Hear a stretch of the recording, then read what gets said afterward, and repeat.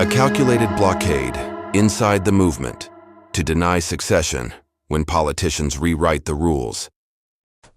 When some politicians, mostly those identified with the so-called Delowans and Pinklowan, speak forcefully about alleged massive extrajudicial killings during former President Rodrigo Roa Duterte's campaign against illegal drugs, they often present their claims as the only acceptable truth. Yet in doing so, they frequently overlook another reality, one that cannot be measured solely by reports, statistics, or international commentary, but one lived daily by millions of ordinary Filipinos. It is a truth carried quietly in homes, streets, and communities across the nation, from crowded urban barangays to far-flung rural sitios. Many Filipinos experienced a tangible change in their everyday lives. Streets once ruled by fear became passable again. Neighborhoods long avoided after dark slowly reopened to ordinary life.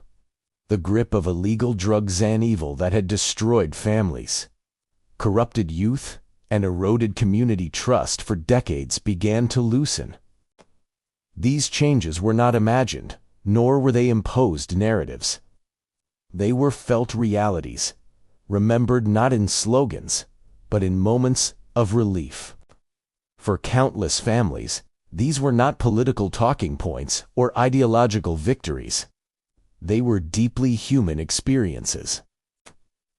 Parents slept with less fear, no longer haunted by the possibility that their children might be drawn into drugs or violence.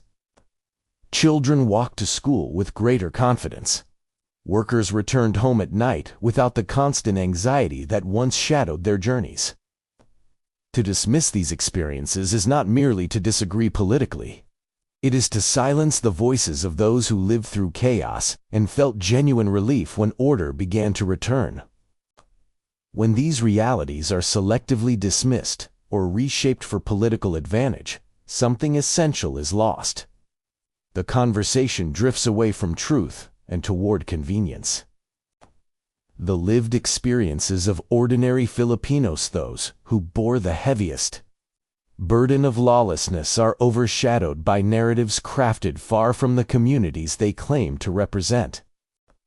In such distortion, the dignity of the people is diminished, and national discourse becomes disconnected from the ground realities of the nation. True patriotism, especially in moments of controversy, demands honesty and courage. It calls on us to see the whole picture, not only the painful and uncomfortable parts, but also the progress and protection that many communities experienced. Nation building cannot be sustained on selective memory or moral posturing. It begins with listening.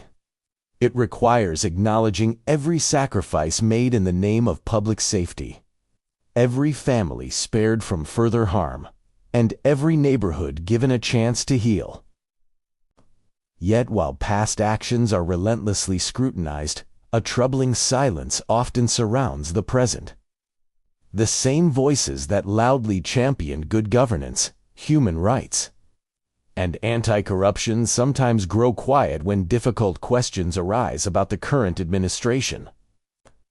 Their urgency fades when accountability risks unsettling political alliances or exposing inconvenient truths. This selective outrage fuels public skepticism and deepens division, creating the impression of a convergence of interest groups with different origins and histories, yet seemingly united by a single objective: to prevent certain leaders from rising again through democratic succession or the will of the electorate.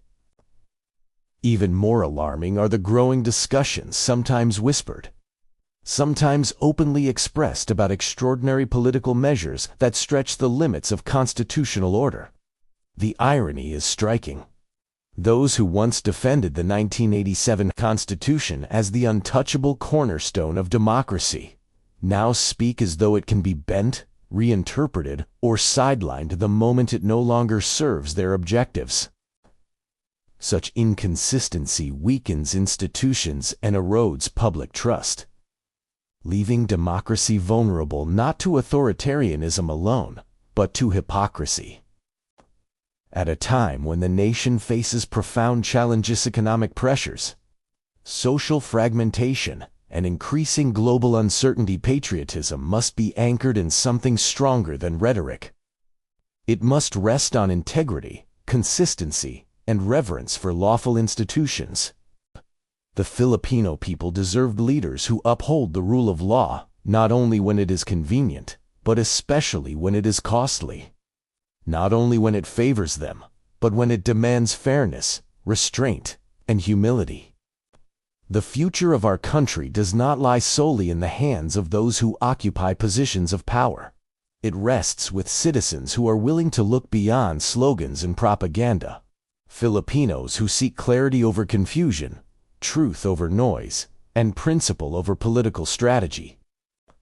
It depends on a people who insist that our Constitution be respected in times of comfort, and defended even more fiercely in moments of discomfort and uncertainty. History reminds us that the Filipino nation has endured colonization, war, dictatorship, natural calamities, and repeated betrayals. Yet time and again, we have risen resilient, hopeful, and determined to protect our dignity. This moment is no different. What is required of us now is discernment, courage, and an unwavering commitment to the common good. For only then can our nation rise with dignity. Only then can our democracy withstand division and deception. And only then can the Philippines walk forward with confidence and courage, guided not by fear, not by convenience, but by truth, integrity, and an enduring love for country.